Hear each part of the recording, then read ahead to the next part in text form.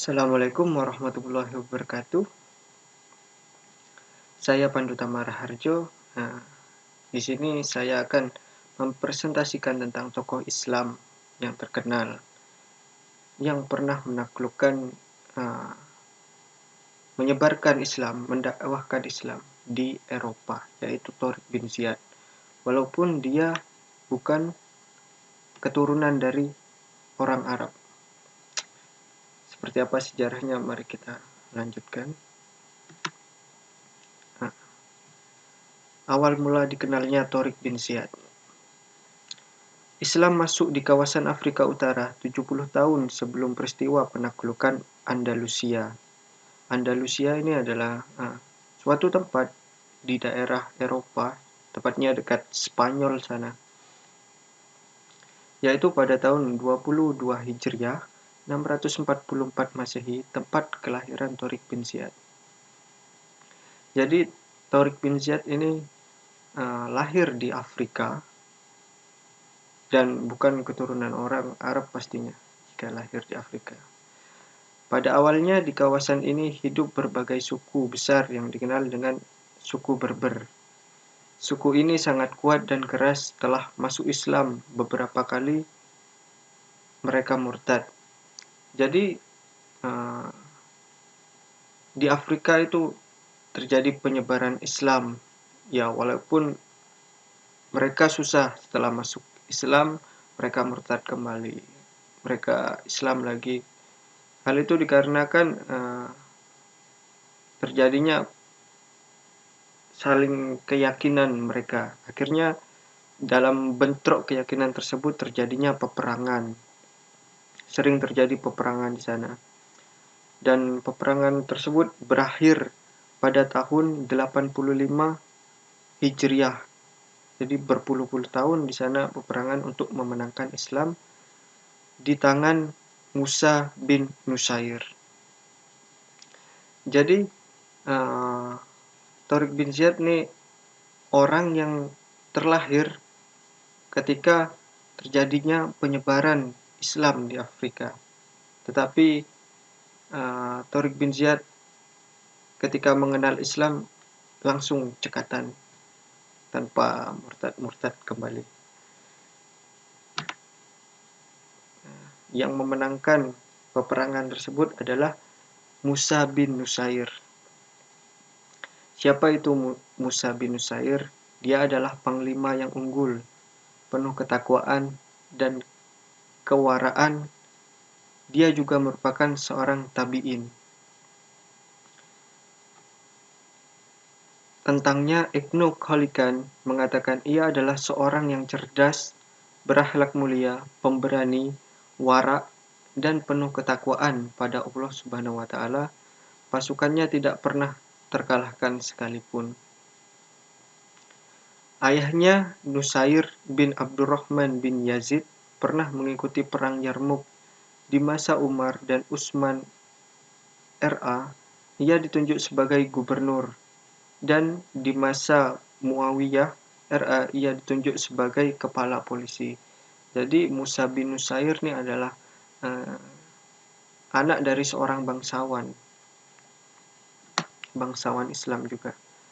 Obsesi pertama Musa bin Nusair sejak ia menjadi gubernur di kawasan Maghribi di daerah Afrika Utara sana adalah meneguhkan pilar Islam di sana. Jadi mereka keturunan bangsawan yang memeluk Islam dan ingin menyebarkan Islam seluas-luasnya di Afrika tersebut.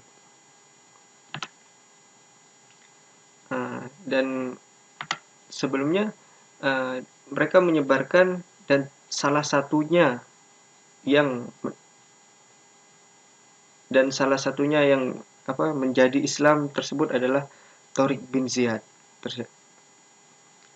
Jadi Tariq bin Ziyad ini menjadi Islam karena dakwah dari Musa bin Nusair ini. Terus setelah Tariq bin Ziyad lahir dalam Islam dan mempelajari Islam, di sana di Afrika, di seberangnya Afrika itu adalah Eropa, di Eropa masih terjadinya banyak kondisi kebodohan dan kemunduran di kawasan Eropa. Jadi Afrika dan Eropa perkembangan Islamnya itu lebih dulu di Afrika. Jadi di Eropa masih terjadi kezaliman berlaku di mana-mana, para penguasa harta dan kekayaan negeri sementara rakyat hidup menderita. Jadi di Eropa masih dipolitisi. Terjadi degradasi moral, kehormatan diinjak-injak dan kehidupan jauh dari nilai dan norma agama. Berarti di Eropa pada saat itu masih banyak orang-orang ateis. Jauh dari keindahan dan kebersihan, menjalankan ritual agama yang aneh seperti membakar orang yang meninggal dan ikut membakar orang yang dicintai si mayit meskipun dia masih hidup. Jadi ketika suami istrinya meninggal, suaminya ikut dibakar hidup-hidup. Jahil atau bodoh dalam masalah agama dan ilmu pengetahuan. Jadi di Eropa ini pada saat itu masih miris sekali tentang agama. Pada saat mengetahui tentang itu, di sini Tariq bin Ziyad diangkat sebagai pimpinan pasukan oleh Musa. Maksudnya Musa bin Nusair, bukan Nabi Musa ya. Walau ia bukan berasal dari bangsa Arab, ia dipilih oleh Musa bin Nusair sebagai pimpinan pasukan itu. Jadi mereka membuat pasukan untuk pergi ke Eropa untuk mendakwahkan Islam, untuk menghindari hal kebodohan-kebodohan dan mengajarkan agama di Eropa di sana. Tariq bin Ziyad dipercaya karena ia adalah orang yang wara', takut pada Allah Subhanahu wa taala, memiliki kemampuan di bidang militer, kecintaan pada jihad fisabilillah, dan adanya keinginan untuk syahid di jalan Allah. Jadi Islam dari Tariq bin Ziyad ini sangat kental, sangat-sangat berpegang teguh dengan Islam sampai dia berani untuk melakukan dakwah tersebut. Kemampuan untuk memahami dan memimpin kaumnya sendiri. Jadi di sana di suku Berber tadi, Tariq bin Ziyad juga mengajak untuk kaum-kaum Berber tersebut memeluk agama Islam. Jadi sebelum ke Eropa, Tariq bin Ziyad mencari pasukan dari suku aslinya sendiri, yaitu suku Berber, dan menundukkan mereka terhadap Islam. Nah, di sini letak geografis. Di sini adalah Afrika, tempat lahirnya Tariq bin Ziyad dan suku Berber, dan di sini adalah Andalusia, daerah target yang akan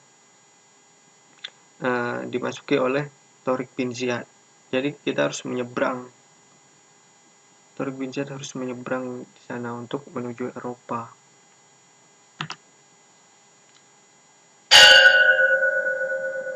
Karena itu, salah satu penghalang utama dalam menaklukkan Andalusia adalah adanya penguasaan Kristen bernama Julian yang menguasai pelabuhan Sadbah. Jadi kan tadi dilihat dari letak geografisnya, harus menyeberangi lautan. Tetapi di sana adalah masalahnya yang memegang pelabuhan adalah orang-orang Kristen. Julian merasa kaum muslimin semakin hari bertambah kuat. Namun di sisi lain, ia juga memiliki rasa dendam terhadap Roderick, penguasa Andalusia. Roderick telah membunuh sahabatnya bernama Wizita. Julian juga merasa bahwa Roderick telah melakukan kezaliman terhadap rakyatnya di Andalusia sehingga rakyat Andalusia membenci dan mengharap mereka terbebas darinya. Jadi di sini Torik bin Ziyad dan Julian ini kong kali kong untuk dapat menyeberangi, untuk mendapatkan izin dari pelabuhan dengan cara membantu Julian, karena Julian telah memiliki dendam terhadap pimpinan di Andalusia. Dengan izin Allah Subhanahu wa taala, Julian mengirim utusan kepada Torik bin Ziyad untuk melakukan negosiasi mendukung umat muslim. Adapun poin-poin negosiasi tersebut, Julian menyerahkan pelabuhan Sabta kepada kaum muslimin. Akhirnya pelabuhan tersebut dikuasai oleh Torik bin Ziyad dan Julian akan memberikan informasi terkait negeri Andalusia. Jadi sebelum memasuki Andalusia, Torik bin Ziyad sudah mendapatkan informasi terlebih dahulu dari Julian. Dan sebagai imbalannya, Julian meminta semua properti milik Wizita yang telah diambil oleh Roderick sebelumnya. Jadi di sini ada kesepakatan antara kedua belah pihak agar saling-saling mutualisme atau saling menguntungkan. Nah, setelah memasuki Andalusia dengan menerapkan ajaran Islam yang agung sebelum menyerang pasukan Kristen di Andalusia, Torik bin Ziyad terlebih dahulu menawarkan kepada mereka untuk memeluk Islam, atau jika mereka menolak masuk Islam, maka mereka akan dibiarkan dan diperintahkan untuk membayar jizyah. Namun, jika dua pilihan tersebut ditolak, maka pilihan ketiganya adalah diperangi. Tetapi pasukan Kristen di sana itu angkuh. Pasukan Kristen memilih pilihan ketiga. Maka terjadilah pertempuran antara kedua belah pihak hingga akhirnya Torik bin Ziyad dan pasukannya berhasil mengalahkan mereka. Panglima perang Kristen itu adalah Tadmor pun segera mengirimkan surat kepada Roderick yang saat itu berada di ibu kota Andalusia, Toledo, di kota Toledo. Ini adalah pertempurannya di sana yang dinamakan dengan pertempuran Barbate atau Wadi Laka. Ini adalah pasukan yang dibawa Torik bin Ziyad hanya 7.000 pasukan mayoritas infanteri atau tentara, ditambah lagi 5.000 pasukan bantuan dipimpin oleh Tarif bin Malik. Jadi Torik bin Ziyad seluruh pasukannya hanya berjumlah 12.000, sedangkan pasukan Kristen di sana, pasukan dari Roderick adalah 100.000. Tetapi Torik bin Ziyad memenangkan, mungkin juga karena pasukan dari Roderick adalah pasukan kavaleri. Pasukan kavaleri ini adalah pasukan berkuda. Jadi zaman dulu kan perang menggunakan kuda gitu. Sedangkan yang pasukan Torik bin Ziyad rata-rata adalah tentara.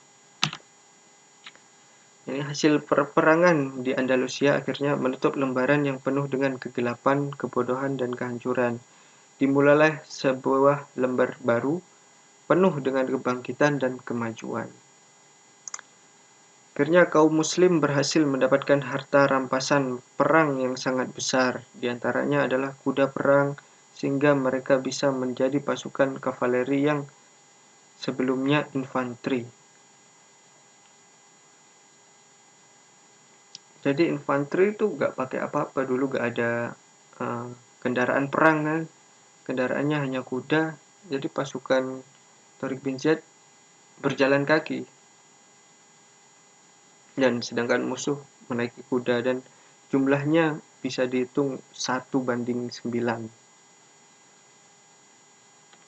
Dari 12.000 pasukan muslim yang ikut berperang, tersisa sekitar 9.000 orang. Mereka yang syahid, sejumlah 3.000 orang telah menyirami bumi Andalusia dengan darah mereka yang berharga.